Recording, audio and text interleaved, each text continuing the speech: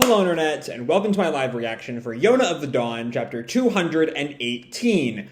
When we last left our heroes, Yona kind of picked herself back up after just letting all of her feelings about losing Hawk out at Suwon. She was picked up by the dragons, and then it was time to sort of start the call to war. Yona goes to greet the troops with Suwon, announces her intention to stay with Suwon through the battle, no matter what Suwon tries to argue. But then also says privately to Suwon and Kaisuk that after the war, the alliance is over and she's going to go look for Hawk. Which puts Kaisuk in an interesting position, as he is quickly realizing how much Yona has become a symbol of Kouka, and that separating from Yona is maybe not the best idea. Meanwhile, back in the aftermath of the flood, Hawk awakens in a mass grave. He's thankfully at the top of the mass grave. It'd be really, really bad if they buried him at the bottom of it. But he climbs out. He's noted by Kai soldiers as being from Kouka. They try to kill him. But this woman, Sonon, vouches for him, claims that he is her husband who was caught up in the flood, and he goes home with her. And then some of the generals of South Kai ride by. And that's where we leave off. So let's dive right on into chapter 218. We open with Joo-Doh. Someone asks him, "Come on, are these the elite troops of the Sky Tribe?" And we see a bunch of beat up Sky Tribe soldiers. "Is this how you serve the royal army? The best unit in Kouka has fallen. Well, the Thunder Beast protected Keen Province until the end with just a dozen people." So it looks like the war is maybe already started? And Joo-Doh sort of takes that insult. Or maybe not, because we cut to a soldier holding back Joo-Doh as Geun-Tae is just healed enough to be lounging around, insulting Joo-Doh. "Let me go. That guy really should have died this time." Chapter 218, The Horn That Beckons War.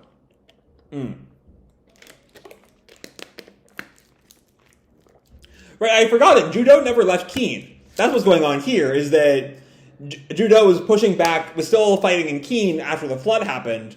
And so I guess this is the aftermath of that, pushback. In Keen Province, still ravaged by the flood, the elite troops led by General Joo-Doh pushed back the South Kai army and they kept pursuing them. Only just barely.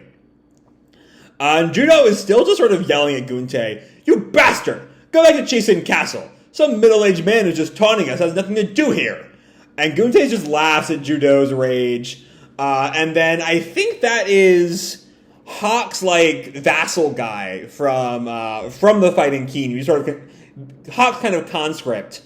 "General Geun-Tae, you're going to open your wounds."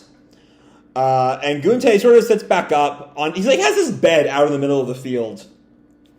"I can't go home. Not when my tribe is finally getting its morale back." And Joo-Doh presses, "I'll ask you again. What's so great about that guy?"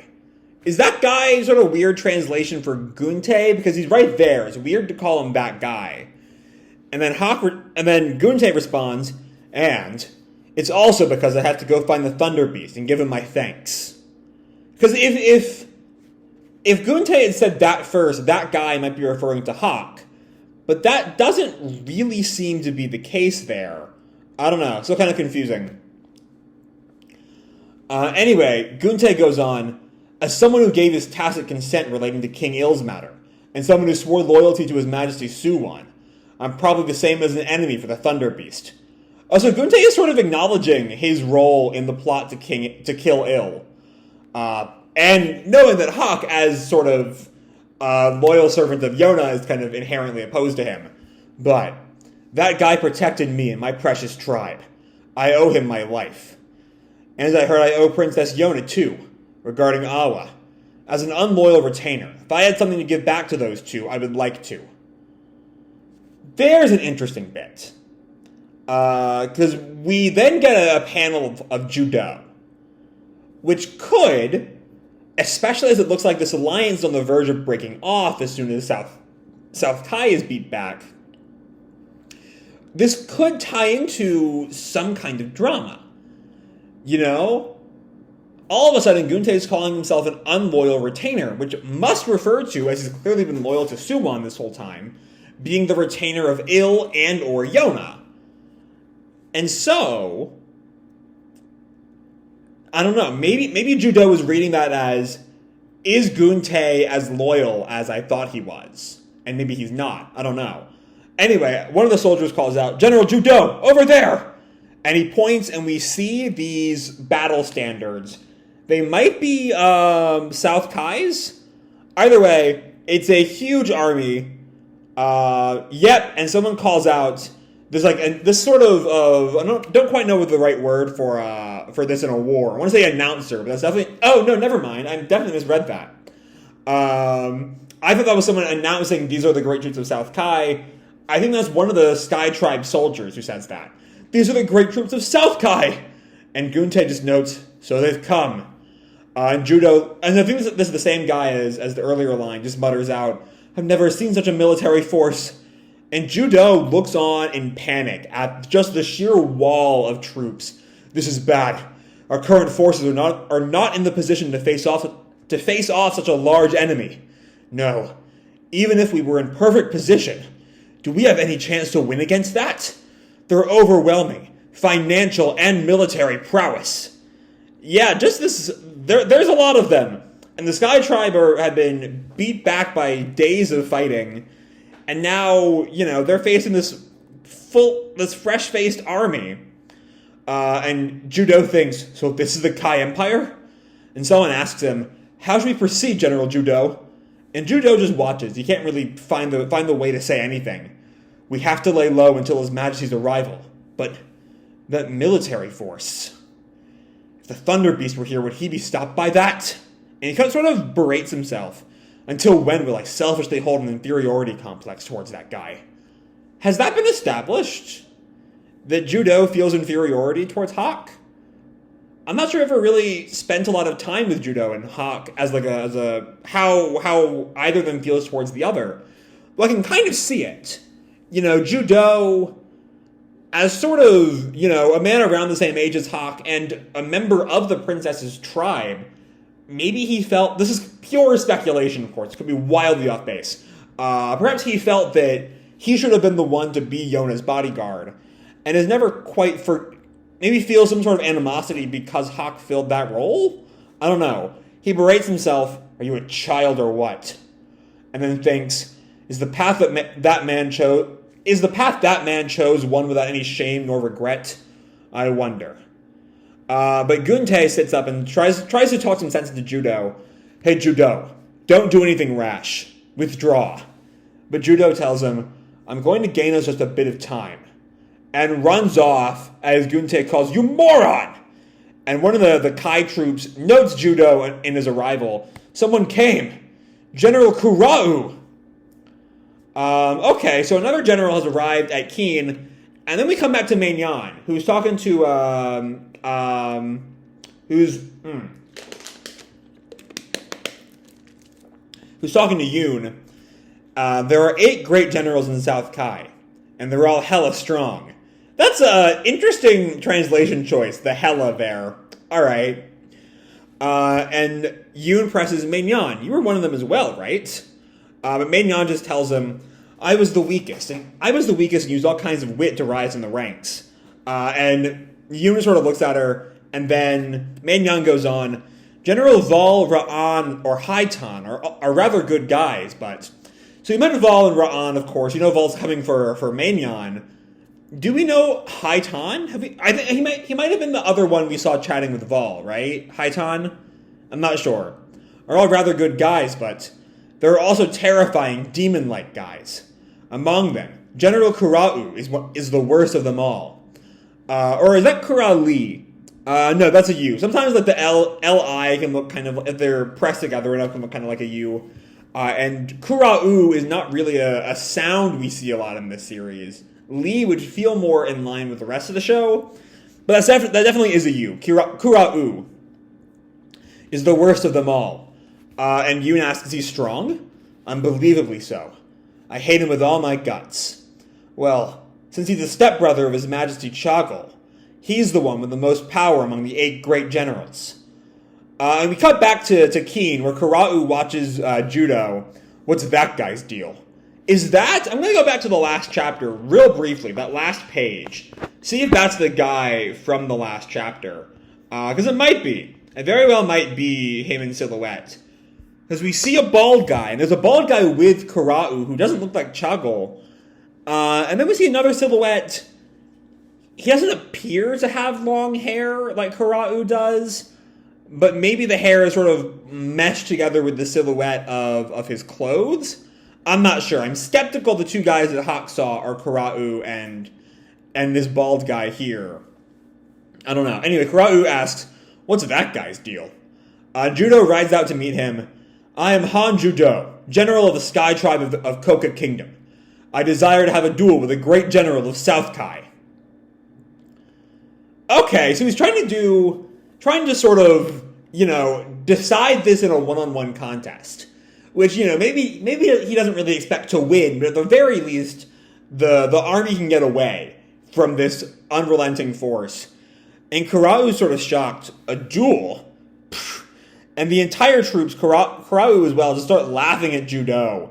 Isn't the Sky Tribe the royal army? The king's generals choose the cheapest tactics, huh? Asking for a one-on-one fight in a situation like this? I mean, that seems more honorable than outnumbering your enemy like 10-1, but okay. Kura'u goes on, but now that you brought yourself all the way here, why don't you play with me? But the commander of the royal army? Really? You've only been given the pitiful amount of troops, haven't you? He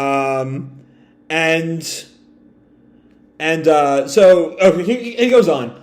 Oh, I see. Everyone died in the flood. And we see a soldier, who I guess is one of our guys. First, I saw the helmet, I thought he might have been one of theirs. But Kai's helmets have this sort of line design on them, and this one really doesn't. I guess this is a Kouka soldier angrily. How dare he say that? Compared to being... and Joo-Doh just thinks, compared to being utterly mocked by that idiot Geun-Tae, being laughed at by someone you don't care about is nothing. He just doesn't care. He's here to do his job. Only the weak would speak like that among the many, to give the illusion they are stronger. Are you that kind of person? And one of Kura'u's attendants gets angry. What? Well, I've never heard about a commander of a great army that would laugh off the request for a one-on-one duel. So he's really trying to prick at Kura'u's pride here. And we don't really know if that'll work because we never really met Kura'u, but we'll see. But anyway, all the troops sort of ready their spears. What insolence! And then Kura'u readies his own spear. This cool little, it's a spear, but it also has this little moon design with, spikes sticking out of the moon bit, of, the crescent moon. It's an interesting thing there. Kura'u tells him, I'll be your opponent. However, I happen to hate plain things. You'll replace the beacon of war. And he sets out this, catapult, ready to throw the catapult, I guess. Let's do things big. And Joo-Doh, who's won this one-on-one, is, I think, shocked to notice the arrival of the Kouka troops, not willing to retreat with him. Joo-Doh calls, run away! And the catapult fires this boulder down towards Kouka. And we just hear the scream, Wah! As the troops are just sort of, crushed. Geun-Tae panics. Joo-Doh is shocked that his troops are getting slaughtered. Kura'u just grins. And... oh no! Completely wrong! Completely wrong! They yelled, not because they were getting hit, because they thought they were going to get hit. And the Kai soldiers all react. The boulder stopped in midair, and we see Jae-Ha has met it in midair, kicked it, stopped all its force. When did he get here? Joo-Doh calls Green Dragon, but Jae-Ha kicks the boulder back towards Kai. I will say, the dragons are kind of, the force that Kouka really needs to turn this around. Though also, I just kind of realized a little slowly, I think, that with the dragons here, that means all of Kouka is here to maybe turn the tides. Anyway, as the boulder flies back towards the Kai army, we see this grin on Kura'u. Maybe he's more excited about an exciting fight than the lives of his troops. Either way, it crashes, I think maybe behind the troops. Can't quite tell. They all scream, yeah! And the boulder sort of sits there. The smoke clears. when Kurau turns back, the grin is gone. He's a bit more panicky now. It might be more, this all happened so fast, he hasn't really had time to change his face. Maybe? I don't know. And Jae-Ha just lands. The Kai soldiers all kind of panic. The bolter, he kicked it back? Idiot. That's not a human. And Kurau just lets out, no way. Could it be? And Jae-Ha just stares him down. One of the 4 dragons? And Jae-Ha gets this pose like he's ready to fight. And we see Gulfon in the air, and the war banner of Kouka, as they too have arrived. Suwon and Yona in the lead, ready to go. Just the whole army, the whole Kouka army is here. The war has officially moved out of the early stages and has for real begun. This is the start of war. His Majesty, the Kouka Kingdom Army? And we see, Joo-Doh and Geun-Tae both react to the arrival. Kurau's a little bit unsettled now. There are a lot of them. And we see Suwon just watches placidly, or maybe weakly, if he's hiding his weakness. And Jae-Ha turns to Joo-Doh and says, looks like you made it in time. I'm not quite sure why he says that to Joo-Doh, given that Joo-Doh was already there. Anyway, Joo-Doh responds, I owe you. Oh, your foot. And we see his foot is kind of beat up a little bit. Like the boulder took... throwing that boulder back wasn't nothing, is kind of what we sort of see there. But Jae-Ha jumps at him and sort of covers his eyes. Whoops, no looking.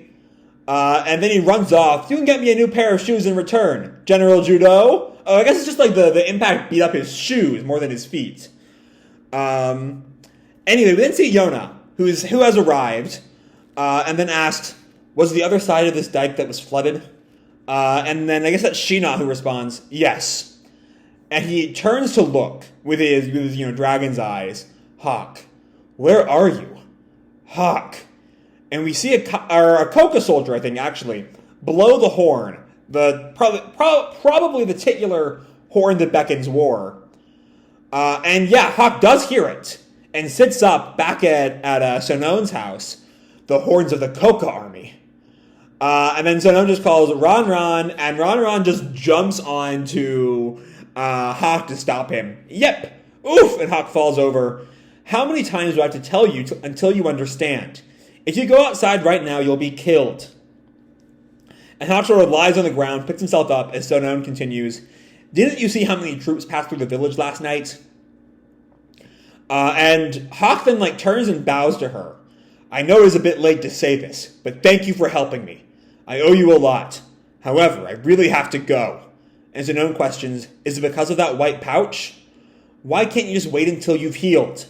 And Hawk doesn't answer. I'm not sure Sonon knows who Hawk is. She knows that he's from Kouka, but not just how important he is to the war effort or to saving Suwon or any of that stuff. And Sonon goes on, it's no use, huh? Excuse me. I've even gone so far as to call you my husband. And Hawk just responds, no, I won't become your husband. And Sonon just bonks him on the head with her spoon. I never said we were really going to be married. I was pretending to be your wife to save you, How rude. What I'm trying to say is, if you keep pretending to be my husband, you may well be able to manage in some way or other. And Hawk asks, but why? Why would you help me when you know I'm an enemy? And Sonon just simply says, I just don't want to go out of my way to kill a living person. And that's the end. Continues in issue 3 on January 4th.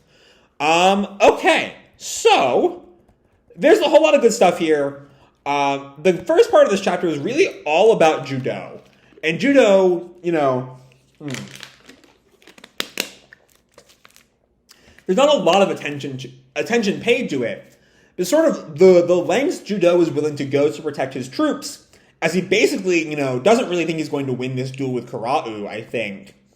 But still kind of offers himself up as a distraction. And also, in turn, we see how much the Sky Tribe troops care for Joo-Doh, as they sort of arrive to back him up, even after he said, get the fuck out of here. So lots of good shit going on with all of that. Plenty of really subtle, really quiet character work, not really drawn attention to. But, the sort of thing that's, I think, important to note when looking at Joo-Doh is the kind of respect he garners among his troops. And then it's time for the war to start. The catapult, replaces the beacon of war. And with that catapult, the dragons and the entire Kouka army all arrive to really kickstart the battle. You see that 2-page spread of the Kouka soldiers. Here we are. War has begun. And it's about to start any moment now. But before we get to see that, we see a little bit of Hawk. And a little bit of characterization for Sonon. And I don't know, there's something about the amount of characterization Sonon is getting. It's not a whole lot. She's only really been in like 5 or 6 pages in the whole series so far. But I'm kind of suspicious that she's just going to be some one-off character. I feel like we've been spending a little bit too much time for her, and that bit of character establishing line, I just don't want to go out of my way to kill a living person, is sort of, the last line of the chapter makes it feel more important. I feel like we might be spending a good deal of time with Sonon. She might end up being kind of at least a main character for this arc, if not a recurring character. I don't know. There's a lot of interesting stuff here. But this is, it's not quite just a setup chapter this time, but it is very much sort of the last establishing chapter as we move all the pieces in place to really kickstart the war with South Kai. That's sort of where we leave off. Like, the last time we see of that is literally the horns of the Kouka army, and as we then go back to Hawk reacting to that. And then, we have this little bit with Sonon about, there's a bit of like a Hawk Yona tease with I won't become your husband because he already has Yona. And again, a bit more establishing work done with Sonon. And then it's time to wait for the new year. It's only 2 weeks, which is good enough because I'm itching to know how all this plays out. But yeah, there's just a lot of good stuff here. And at last, war is here. So with that, I'm going to leave this video off here. Hope you all enjoyed the chapter and the video itself. If you did, feel free to drop me a like or subscribe, or, do whatever makes you happy, And as always, your life is your own, okay? Bye!